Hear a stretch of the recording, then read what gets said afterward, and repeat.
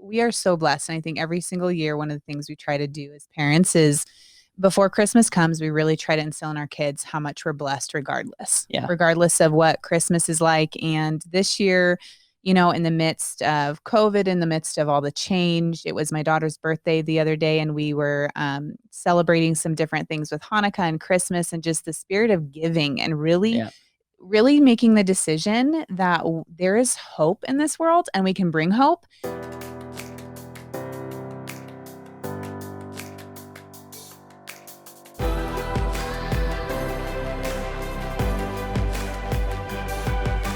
This is BetterWealth with Caleb Guilliams.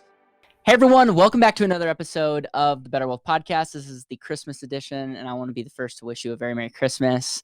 My name is Caleb Guilliams. And I'm Mariah Wood. And this will be a very short episode, but I'm so grateful that we've been, for the most part, very consistent this year in just episodes. And I think this time, while it's going to look very unique this year, is a very interesting time. I mean, it's almost like we did the Thanksgiving podcast Yes. like the other day. But Christmas is been an amazing time just in the history of our world. But overall, what kind of Christmas traditions, anything on your mind? I know that the parental point, like you have kids, how does it look like? I mean, I know that we talked a little bit about Black Friday the other day, about how much money is going into it. I'm curious how you guys approach Christmas, any like fun little hacks and anything special to just look at this year. We are so blessed. And I think every single year, one of the things we try to do as parents is before Christmas comes, we really try to instill in our kids how much we're blessed regardless of what Christmas is like. And this year, in the midst of COVID, in the midst of all the change, it was my daughter's birthday the other day, and we were celebrating some different things with Hanukkah and Christmas and just the spirit of giving and really making the decision that there is hope in this world and we can bring hope. And so, we one night we made 10 Ziploc bags with little things in there for the homeless, water and socks and all these different things. And on her birthday, Elena wanted to give that bag out to someone that we had seen in Colorado Springs, and we did. And it was so amazing to watch him be blessed. But then she, because it's her birthday, wanted to bless him more. And we went and got him a hamburger from this place called Skirted Heifer. And then we decided as a family that we were going to take our giving this year for Christmas, and we were going to put him up in a hotel instead of, because there was a big storm coming. Wow, and Mariah. Wow. We found a place.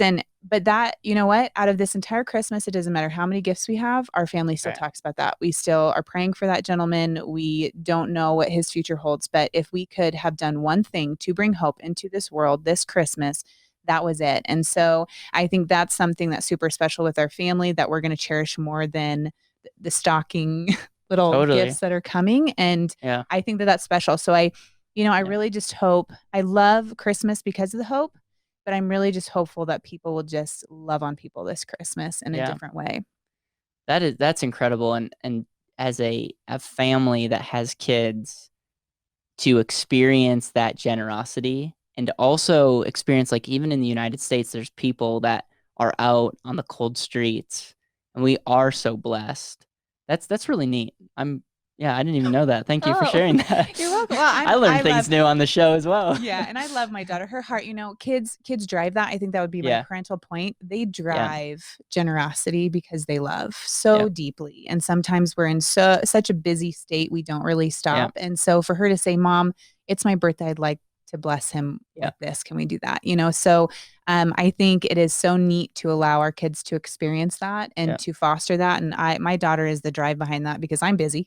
Yeah. And you know how busy and how much I like to work, but she's really the one that stops us and reminds us of that. So Christmas is it's a big day around kids, but at the same time, it's a big day around giving, and kids are a really big part of that. So Christmas is going to look different for a lot of people. I'm actually going back for the very first time for Christmas to our house, and we're going to be celebrating there with my family, but we're not going to be having it at my grandparents' house.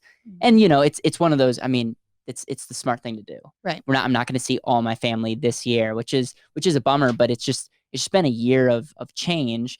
I'm curious. We don't really have too many Christmas traditions. I know we have like a 10 a.m. where we like read the Christmas story, and my grandparents used to do or they still do, the nativity scene, and we'd each year we would get like a nativity. I don't know what to even Like a call it, piece like to a the piece, nativity. yeah. Yeah. And so we'd read the story and then be able to act it out, and then we do Christmas gifts, which my family's never been really into Christmas gifts, but my grandma, like I said, does no adjusted for inflation $80 for the longest time. So very generous when you think about all the grandchildren. And so we have that time, and it was interesting because there was a time where each aunt and uncle would get each cousin a gift, which was just a disaster. I mean, how much money you think that was? And now what we've come back to is now we do like, what is it called, a Secret Santa? Yeah. You can tell I'm not up on my Christmas. Like Dan and Aaron and got a tree, and I'm like, it's such a waste of money, to be honest. I let the hate come in, but I'm like, why would you buy a tree and then buy lights and then buy? I mean, you did get a good deal on ornaments, but it's like, it just, for me, I don't necessarily get it. But overall, like it's a great time. Cost, it wasn't a real tree, so over time, you actually. But if you didn't have a tree to begin with, think about, But overall, like, it's the Christmas spirit. Like I don't need to be the Scrooge. So you're doing Secret Santa, which so is we're good. So here's what my mom said. She's like, and this is like, you'll understand a lot about me when you hear what my mom said. She's like, this is what we're gonna do, Secret Santa. Notice the price: $10 to $15 gift that you would buy in yourself. So if like it all hits the fan, you can just keep the gift that you brought. So overall, I still need to do that. There was a year that I ended up using cash because I was that guy that never brought anything. So I'm not the most gifts are not my love language. But overall, it's gonna be great, and it'll look a little bit different this year. But it's still gonna be great. Do you guys value? You guys just value a lot of your time together, right? Do you guys spend a lot of the day just hanging out? We just never grew up giving a ton of gifts, right? So it's not necessarily like that. Probably explains a lot about me because I don't actually think a lot about gifts. And I think my parents were really frugal, and so they were like, "I'm not." You think about how much money you spend giving people gifts, and it can be good, but like how many things do you give, and then 3 years later you just chuck it out, right? So overall, I mean, I love my family, and they're quite generous, and I would say like there's certain things that they give that are a lot more valuable than like a Christmas deal that I'm just gonna chuck. And I think I remember, I think that's the fun thing about traditions, because I don't necessarily always remember the presents I got or what year I got them, but I remember that my dad makes eggs Benedict every morning. That's cool. And I remember that, Christmas Eve is, my dad always makes green chili, and we always go to church, and we come back and we get PJs. I think that, but I don't remember what PJs, it's just like our tradition. So I think it's always fun to know that you lean on traditions, not necessarily the gifts. And so that's what I enjoy most about this holiday and stuff, is that I get to just be with my family playing games or having eggs Benedict in the morning or whatever goes with that. So I'm going to be doing the last Friday live. Anything that you want to say in 2020 as you reflect, because this is year one for you. Right. It's been, you've been an incredible blessing to BetterWealth, to me. So what has been some of the biggest things that you've learned being on the team? It's been less than a year.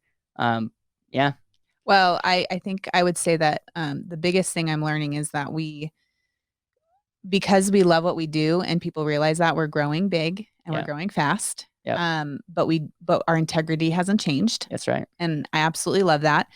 For the year though, I think I never expected to be in charge of a podcast or be on a podcast.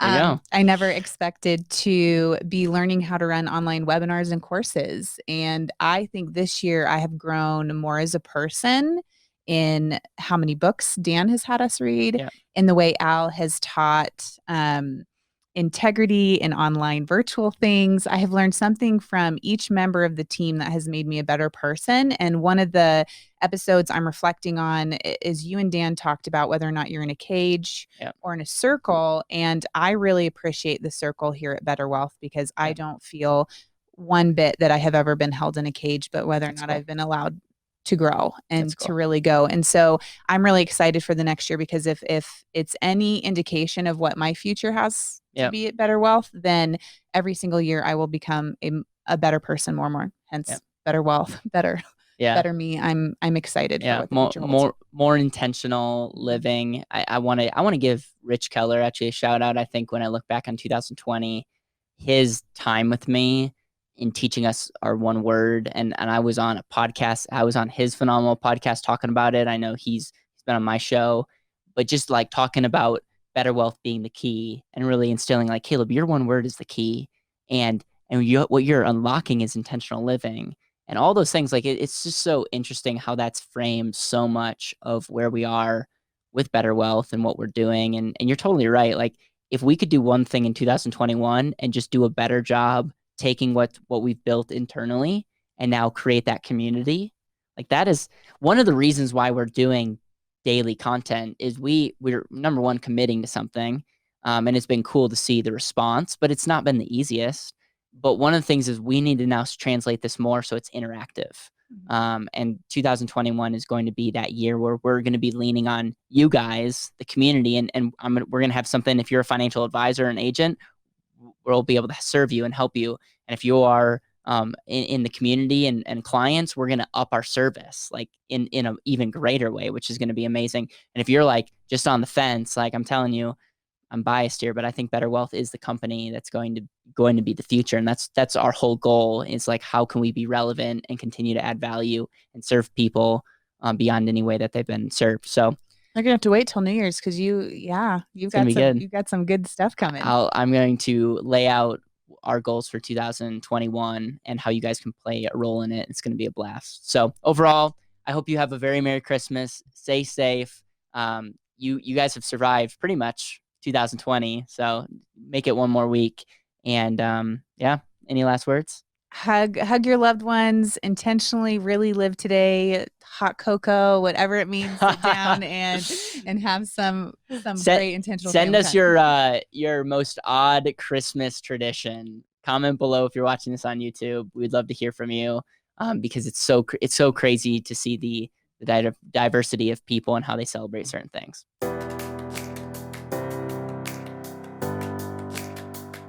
Thank you so much for listening to the BetterWealth podcast. It would mean the world to me if you could hit subscribe, leave a review, and share this with the people that you know and love.